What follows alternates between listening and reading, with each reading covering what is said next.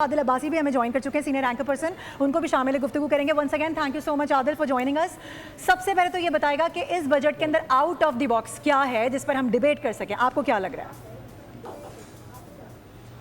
देखिए, to be honest, असल तो बात वही हो रही है, तनख्वाहदार तबके को थोड़ा सा जो इसमें रिलीफ देने की कोशिश की गई है, और जो वो भी कितना स्पेस था उसमें भी स्लैब्स उन्होंने चेंज कर दिए।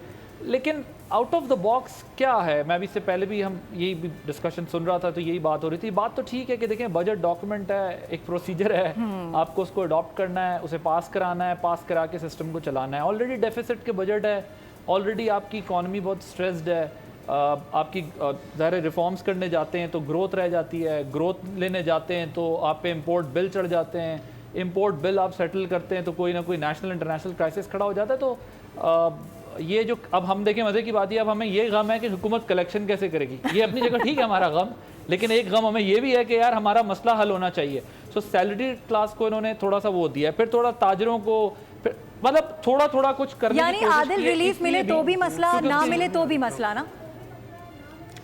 हाँ ये है, मैं आपको बताऊं, हम ब्रेक में भी थोड़ी देर पहले शाम साबर में हम बात यही कर रहे थे कि पाकिस्तान में अनफॉर्चुनेटली आप देखें, जिन लोगों को कुछ मिला है ना, वो भी आपको रोते हुए और धोते हुए और अफसरदा दिखाई देंगे।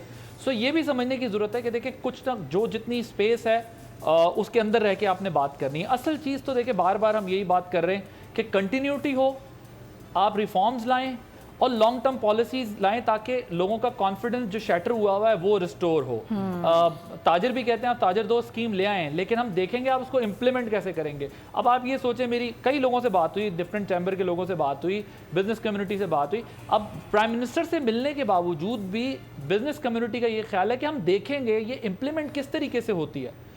इस चीज़ को आप समझें कि जब तक ये कॉन्फिडेंस रिस्टोर नहीं होगा, उस वक्त तक एक्चुअल में हम वो फ्रूट हासिल नहीं कर सकते जो इस सारे प्रोसीजर का जो हासिल करना चाहते हैं। दूसरी बात यह है कि ये ये आदाद व शुमार का एक गोरख धंधा होता है बजट, कि आपने कुछ कहीं से कम कर दिया, कहीं से ज़्यादा कर दिया, कुछ इंक्रीज़ कर दिया, कुछ डिक्रीज़ कर दिया, थोड़ा बहुत ऊपर नीचे कर लिया। अच्छा चलें, मान लेते हैं आज तो फिर भी कुछ तनख्वाहदार तबके, मैं ज़रा सैलरीड क्लास से हूँ तो मैं उसी क्लास की फ़िलहाल बात कर लेता हूँ, और हमारा काम हर किसी के बारे में बात करना है, लेकिन मैं एक बात कर रहा हूँ क्योंकि यहाँ एक्सपर्ट्स मौजूद हैं, दे आर कमेंटिंग ऑन। लेकिन ज़रा उसी पे बात कर लेते हैं कि देखिए, आपको पिछले साल तो इतना रिलीफ नहीं था ना सैलरीड क्लास को, फिर भी क्या FBR अपने टारगेट्स अचीव कर सका? अपने टारगेट्स अचीव नहीं कर सका। जो रिवाइज किए टारगेट वो भी अचीव नहीं कर सका।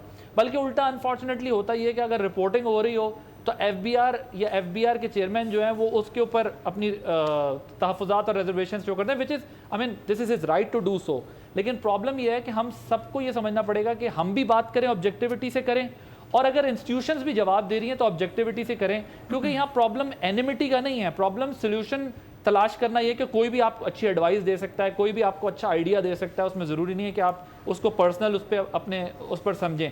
सच्ची बात तो ये कि FBR ही तो परफॉर्म नहीं कर रहा। आपने टैक्स नेट को ब्रॉडन नहीं किया, और वही घूम फिर के किसी को थोड़ा सा कम कर दिया, किसी को ज़्यादा कर दिया, किसी को एक बेनिफिट दे दिया। अब रियल एस्टेट को हमने 3-4 साल, पिछले 10 सालों में 3 दफ़ा रिलीफ दे चुके हैं। कभी एमनेस्टी स्कीम्स हम लेके आते रहते हैं, वो ज़रा रियल एस्टेट में बूम आता है, फिर उसके बाद हम एक नई पॉलिसी लाते हैं, रियल एस्टेट को बिठा देते हैं, और फिर रियल एस्टेट वाले रोना शुरू हो जाते हैं कि यार हमारा ये हो गया। ट्रेडर्स को आप कोई टैक्सेशन करने, आप एग्रीकल्चर को टैक्सेशन करने की कोशिश करते हैं, जिसको आप हाथ डालते हैं वो कहता है मैं लुट गया, मैं बर्बाद हो गया। असल इशू मुझे लगता है यही है कि बैठ के डायलॉग करके लोगों का, और डराएं ना लोगों को, लोगों का खौफ ख़त्म करें, फियर फैक्टर ख़त्म करें, और उनको बताएं उनकी कंट्रीब्यूशन क्या होगी। सैलरीड क्लास की भी सही बात हो रही थी कि एट सोर्स कट जाता है, वरना सैलरीड क्लास भी टैक्स नहीं देना चाहती, तो इसका मतलब आपके मुल्क में ओवरऑल टैक्स देने का कल्चर नहीं है हमारा। टैक्स कोई देना नहीं चाहता। सब्सक्राइब करें और बेल दबाएं ताकि कोई खबर रह न जाए।